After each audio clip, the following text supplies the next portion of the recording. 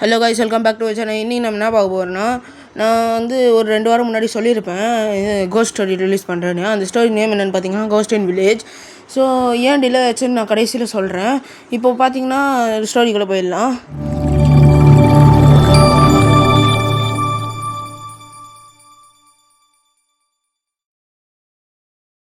சென்னையில் மணின்னு ஒருத்தர் இருக்கான். அவனுக்கு அவங்க அம்மா ஃபோன் பண்ணுறாங்க. அவங்க இது வேலை முடிச்சுட்டு வரும்போது அவங்க அம்மா ஃபோன் பண்ணுறாங்க. அப்போது வந்து அவன் ஃபோன் எடுத்து பேசுகிறான். அவங்க அம்மா சொல்கிறாங்க, மணி தீபாவளி வருதுப்பா, காசு அனுப்பிச்சி விடுப்பா அப்படின்றாங்க. அவன் சொல்கிறான், அம்மா நான் ஊருக்கு வந்துடுவேம்மா தீபாவளி இப்போது அப்படின்றான். அதுக்கப்புறம் வந்து அவன் டிக்கெட் எடுக்க ரயில்வே ஸ்டேஷன் போகிறான். ரயில்வே ஸ்டேஷன் போயிட்டு டிக்கெட் எடுத்துகிட்டு அவன் ட்ரெயின் வந்தோடனே ட்ரெயினில் போய் உட்காந்துடுறான். அதுக்கப்புறம் பார்த்திங்கன்னா அவன் பக்கத்தில் ஒருத்தர் வரான். அவர்கிட்ட போயிட்டு ஹாய் சார், ஹாய் அப்படின்னு பேசுகிறான். அவன் சும்மா பேசுகிறான். அதுக்கப்புறம் அவர் வந்து ஹாய்ப்பான்னு சொல்கிறாரு. அப்புறம் இவங்க 2 பேர் பேசி க்ளோஸ் ஃப்ரெண்ட்ஸ் ஆகிடுறாங்க. அதுக்கப்புறம் வந்து மணி கேட்குறான், சார் உங்கள் பேர் என்ன அப்படின்னு கேட்குறான். அவர் வந்து என் பேர் கண்ணன் அப்படின்னு சொல்கிறாரு. சார் நீங்கள் எந்த ஊருக்கு போகிறீங்கன்னு கேட்குறான். திருவண்ணாமலைக்கு போகிறோம்ப்பா அப்படின்றாங்க. இவனும் திருவண்ணாமலைக்கு தான் போகிறான் மணி. அவன் சொல்கிறான், நானும் திருவண்ணாமலைக்கு தான் சார் போகிறேன், உங்கள் நம்பர் தாங்க, எதுனா ஃபோன் அடிக்கிறேன், நீங்கள் என்ன வேலை சார் செய்கிறீங்க அப்படின்னு சொல்லி கேட்டிருக்கான். அவர் வந்து நான் கோஸ்ட் ஓட்டுற வேலை செய்கிறேன்ப்பா, இந்த நம்பர் வாங்கிக்கோ அப்படின்னு சொல்லிட்டு நம்பர் வாங்கிட்டான்.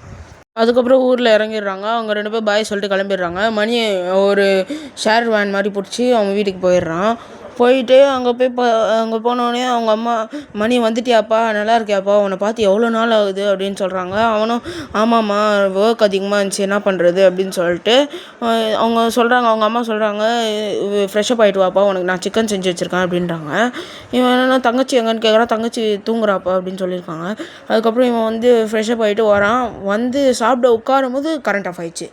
என்னடா இது கரண்ட் ஆஃப் ஆகுது அப்படின்னு சொல்லிட்டு அவன் என்ன பண்ணுறான்னா, அவங்க அம்மா ரொம்ப பயந்துட்டாங்க. அதனால் இவன் சொல்கிறான், அம்மா பயப்படாதீங்கம்மா, ஒன்றும் இல்லை, கரண்ட்டு தானே ஆஃப் ஆயிடுச்சு, பார்த்துக்கலாம் அப்படின்றான். அதுக்கப்புறம் வந்து ஒரு ஃப்ராக்ஷன் ஆஃப் செகண்ட்ஸில் எர்த்குவைக் வந்துடுச்சு. எர்த்குவைக் வந்துட்டு போயிடுச்சு. அவன் தங்கச்சி வந்து அலறி அடிச்சுட்டு ஓடி வரா. அம்மா அம்மான்னு அலறி அடிச்சுட்டு ஓடி வரா. மணி சொல்கிறான், ஒன்றும் இல்லை, பார்த்துக்கலாம் அப்படின்றான். சொல்லிவிட்டு காமாக்குறான். அதுக்கப்புறம் வந்து வீட்டு டோரை யாரும் நாக் பண்ணுறாங்க. அவன் வந்து யாராக இருக்கும்னு யோசிச்சுட்ருக்கான். அப்புறம் வந்து அவங்க அம்மா மணி சொல்கிறான், யாரும் இருக்காதும்மா, அப்பாவாக இருக்கும், இல்லை வேறு யாராவது இருக்கும் அப்படின்னு சொன்னோடனே அவங்க அம்மா சொல்கிறாங்க, அப்பா தான் ஊரில் இருக்காருப்பா அப்படின்னு சொல்லிட்டு மணி போய் ஓப்பன் பண்ணி பார்க்குறான். பார்த்தா வெளியே யாரும் இல்லை. என்னடா இது யாரும் இல்லைன்னு சொல்லிட்டு அவன் பயந்துடுறான். ரொம்ப பயந்துட்டு கதவு மூடிட்டு வந்து உள்ளே உட்காந்துடுறான். அவங்க அம்மாட்ட சொல்கிறான், வெளியே யாருமே இல்லைம்மா அப்படின்றான். அப்புறம் மணி என்ன பண்ணான், அதுக்கப்புறம் மறுபடியும் டக்குன்னு யாரும் நாக் பண்ணுறாங்க. இவன் வந்து மறுபடியும் யாரா நாக் பண்ணுறதுன்னு சொல்லிட்டு வெளில போய் பார்த்தா ஒரு பொண்ணு நிற்கிது. அந்த பொண்ணு பேர் ஸ்வேதான்னு சொல்லிச்சு. அந்த பொண்ணு வந்து நான் இங்கே கொஞ்ச நேரம் தங்கிக்கிட்டான், மழை ரொம்ப அதிகமாக இருக்குன்னு சொல்லுது. சரி தங்கிக்கோ அப்படின்னு சொல்கிறாங்க. ஏன்னா அவங்க அம்மா பாவமாக இருக்குது, தங்க வச்சுக்கலாம் அப்படின்னு சொல்கிறாங்க. அதனால் உள்ளே கூட்டு வந்து தங்கிடுவாங்க. அதுக்கப்புறம் பார்த்தா எல்லாம் தூங்கிடுறாங்க. மணி மட்டும் யோசிச்சுக்கிட்டே இருக்கான். நிறைய வீடு இருக்குது, அந்த வீடெலாம் விட்டு இந்த வீட்டுக்கு மட்டும் எதுக்கு இந்த பொண்ணு வந்துச்சுன்னு யோசிச்சுக்கிட்டே இருக்கான். அதுக்கப்புறம் பார்த்தா என்னென்னா அந்த பொண்ணு வந்து முடியெல்லாம் விரித்து போட்டு வந்து நிற்கிது. அந்த பொண்ணு சொல்லுது, மணி உன்னை தான் நான் இவ்வளோ நாளாக தேடிக்கிட்டே இருந்தேன், நீயே எனக்கு கிடச்சிட்ட, அதெல்லாம் இன்னையோட ஒன்று முடிச்சிடுறேன் உன் கதையை அப்படின்னு சொல்லிட்டு அது முடியெல்லாம் விரித்து போட்டு அப்படி நிற்குது. இவன் மணி ரொம்ப பயந்துட்டு ரூமுக்குள்ளே ஓடிடுறான். ஓடி போயிட்டு கண்ணனுக்கு ஃபோன் அடிக்கிறான். கண்ணன் கோஸ்ட் ஓட்டுறதுனால கண்ணனுக்கு ஃபோன் அடிக்கிறான். ஃபோன் அடித்து, சார் இந்த மாதிரி பேய் என்னை துரத்துது சார், என்னன்னு தெரில அப்படின்னு நடந்து எல்லா விஷயத்தையும் சொல்கிறான். சொல்லி முடிச்சோடனே கண்ணன் வந்து சொல்கிறாரு, உன் அட்ரஸ் அனுப்பிச்சி விடுப்பா, நான் வரேன், வந்து பார்த்துக்கலாம் அப்படின்னு சொல்கிறாரு. இவனும் அட்ரஸ் அனுப்பிச்சி விட்றான். அட்ரஸ் அனுப்பிச்சி விட்டோன்னே அவர் பார்த்துட்டு வராரு. வந்து என்ன ஆச்சுன்னு கேட்குறாரு. இவன் சொல்கிறான், இந்த மாதிரிலாம் நடந்தது, அந்த பேய் வந்து என்கிட்ட நிற்குது அப்படின்னு சொல்கிறான். அவர் வந்து இந்த பேய் பேர் ஸ்வேதாவாப்பா அப்படின்னு கேட்குறாரு. ஆமாம் சார், ஸ்வேதா தான் அப்படின்னு சொன்னோடனே இவர் வந்து ஃப்ளாஷ்பேக்குன்னு ஒன்று சொல்கிறாரு.